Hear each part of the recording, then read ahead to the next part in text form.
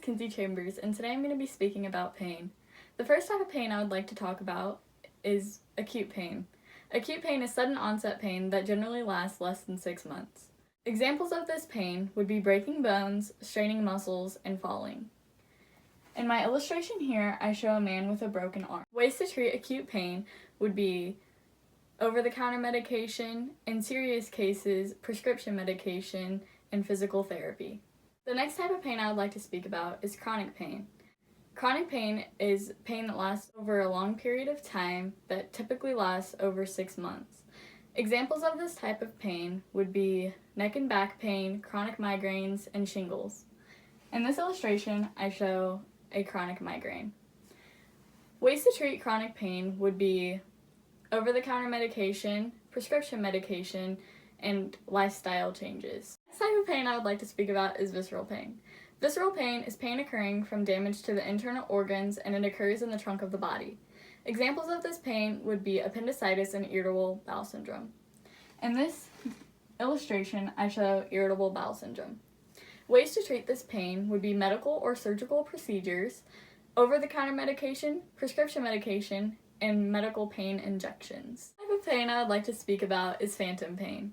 Phantom pain is pain felt in a body part that is no longer present. An example of this would be having pain in a leg that has been amputated. In this illustration, I show a leg being amputated. Massaging the limb that is still currently on the body, box therapy, and acupuncture. The next type of pain I would like to speak about is neuropathic pain. Neuropathic pain is pain that indicates damage to the nervous system. A few examples of this would be arthritis, diabetes, and shingles. In this illustration, I show shingles. Ways to treat neuropathic pain could be over-the-counter medication, prescription medication, nerve blocks, and antidepressants. The next type of pain I would like to speak about is radiating pain. Radiating pain is pain felt in a body part when the pain actually originated from another area of the body. An example of this would be having a heart attack and feeling the pain in your arm is actually happening in the chest.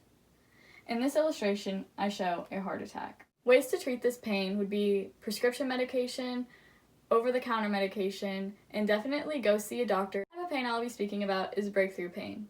Breakthrough pain is severe pain that happens unexpectedly. This type of pain is often associated with cancer patients. It can happen anywhere in the body. Doctors usually treat breakthrough pain by prescribing an opioid that is very strong and is not very safe to use, but helps during the time of the episode. Though each patient is different, there are some common symptoms that a CNA or any healthcare provider can look out for to help their patient.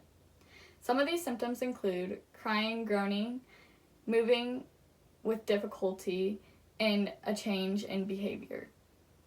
It is important to pay attention to your patients and watch for signs of pain. A CNA cannot legally administer medication, but there are ways that he or she can make sure that the resident remains comfortable. Ways to make the resident comfortable would be temperature control in the room, making sure the light in the room is at a level that the resident is comfortable, and making sure to reposition them at least every 2 hours. If the resident prefers a quiet environment, you can help them achieve that environment by leaving them alone, but you are still checking on them. Make sure to always ask open-ended questions when asking a resident about pain. This helps ensure that you accurately understand the pain that the resident is going through, and you can report to your nurse. Questions to ask the resident would be, where is the pain? Can you point to the exact spot of the pain?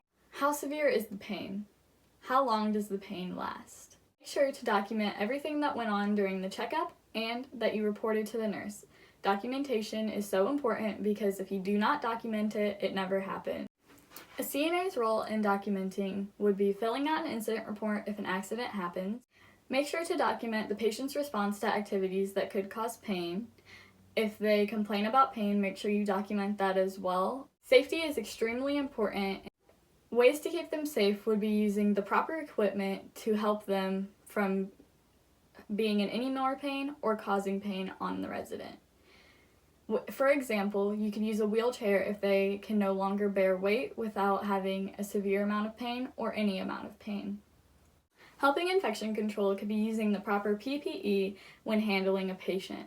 Some examples of PPE would be gloves, masks, a face shield, goggles, and a gown.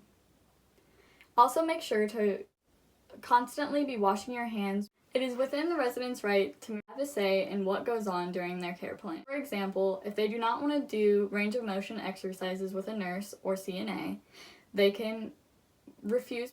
Remember to always have empathy and patience for a resident in pain. I hope you enjoyed learning about the types of pain, and thank you for listening.